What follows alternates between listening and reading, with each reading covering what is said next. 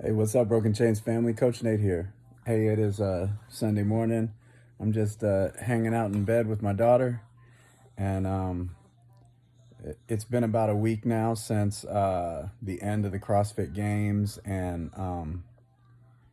you know, you guys who are on the WhatsApp chat, you saw on Thursday when the games had kicked off, the tragic news about what happened to the athlete who drowned, Lazar Dukic.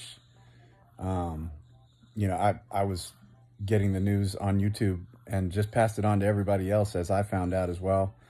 And having about a week or so to like think about it and listen to all the events as they happened and how this all, it was hard to believe that it was even possible that an event with that many eyes on it and that many people there could have not had preparations for something like that. So anyways, I wanted to share my feelings about it and what it's led to for me, and what I'm gonna try and take away from it and do about it, in our own affiliate. uh, so initially I just started kind of feeling outraged. I couldn't believe that there weren't, somebody hadn't thought through that this was a possibility, or a very real possibility, and that if anything there would be more precautions put in place rather than less. Like it almost seemed like it should be impossible for someone to die in the water, just because of how real that threat is. Now, I don't know anything about like water temperatures and how that impacts and all that kind of stuff, but I've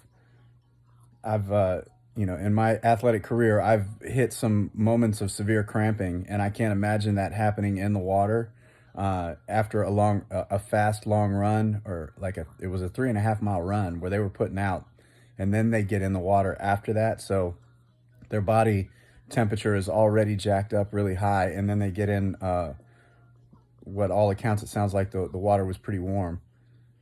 So that was hard to understand, that there weren't safety precautions put in place, and more lifeguards, whatever needed to be out there to make sure that didn't happen. So anyways, like everybody else, I kind of felt like accountability, like somebody needs to account for this now. Heads need to hang immediately. Like, it just kind of outraged. Somebody needs to be blamed.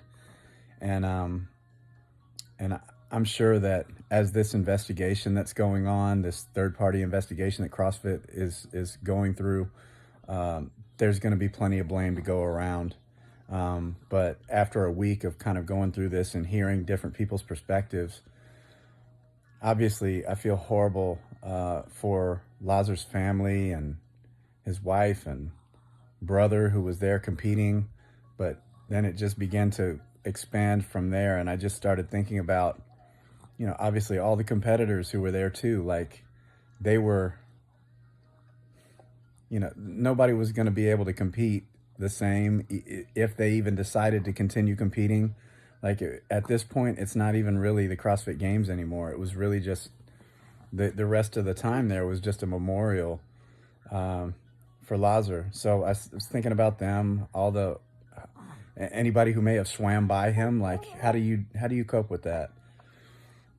And then I started thinking about the people responsible for the event, like the people out on the paddle boards, like how they must be feeling right now. Like, they didn't want somebody to die on their watch. They weren't hoping that anything like that would ever happen.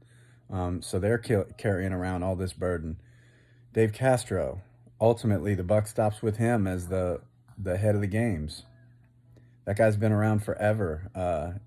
He's been here since the formation of the sport, and since like 2009. The very fact that in all of those games, all the way up to 2024, nobody has died. Like, that's a pretty good track record.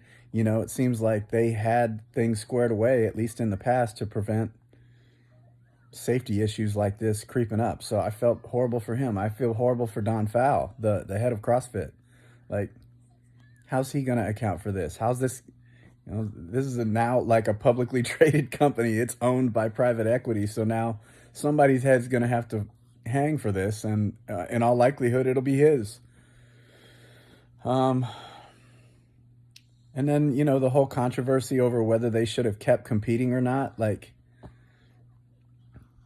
I guess there was no way to win in that, right? Like, if they had shut the games down from that point on, we're not having games this year, they would have been in their right to do it. And plenty of people would have applauded that decision. But then on the other hand, like, you have a whole bunch of athletes who have trained their whole career. They've put in all this time and effort to be out there to compete, and now they don't get to now. So I get it. You know, there was that. And then, you know, as an entrepreneur too, all of the businesses that support the CrossFit Games, they go there to the vendor village and all that kind of stuff. And people want to throw that away and be like, oh, well, that doesn't matter. We shouldn't be even thinking about that. Well, it matters to somebody, right? That t-shirt company, that supplement company, whatever, they paid a lot of money to be there. And for them to get nothing out of that, that would be bad too. So there's like no winning any of that argument. Anyway, what it's highlighted to me is that just don't be quick to judge. Take your time. Think about all the people that are impacted. And obviously, we should be super vigilant and to this day, like, just trying to lift up Lazar and his family in our prayers and support. And I know that there's a lot of GoFundMes out there right now for Lazar's family and all the issues that they're going to have to deal with. So just praying that they continue to do, to be able to get through this mourning process. So anyways, those are my thoughts. I'm heartbroken for everybody. I'm heartbroken for the entire community, and I am hopeful that we'll see a bounce back as a result of this. We'll see greater safety precautions put forward in the future. What does it mean to me as an affiliate owner and at Broken Chains? I feel a great sense of responsibility. And in this upcoming Saturday, actually, we had this planned before this ever had happened, but we're doing a safety training with our whole staff, just going over basic CPR and AED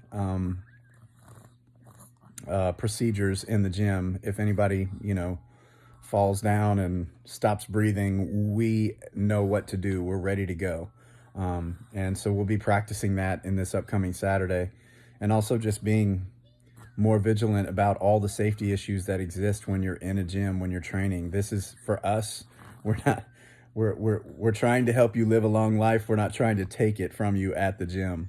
You might feel a kind of a sense of panic in certain moments where you feel like your heart's going to explode, but we are not looking to cause that on anybody. We want you to live long, healthy lives. So anyways, in the eventuality that there are safety things that come up, I want my whole team to feel very comfortable in those environments, that they know how to respond and know how to prevent ahead of time, how to foresee potential safety issues, climbing ropes, all that kind of stuff. There's a lot of places to get hurt in the gym.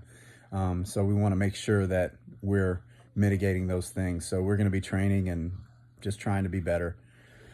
So anyhow, I feel a great responsibility as an affiliate owner to make sure that all of our athletes are cared for properly.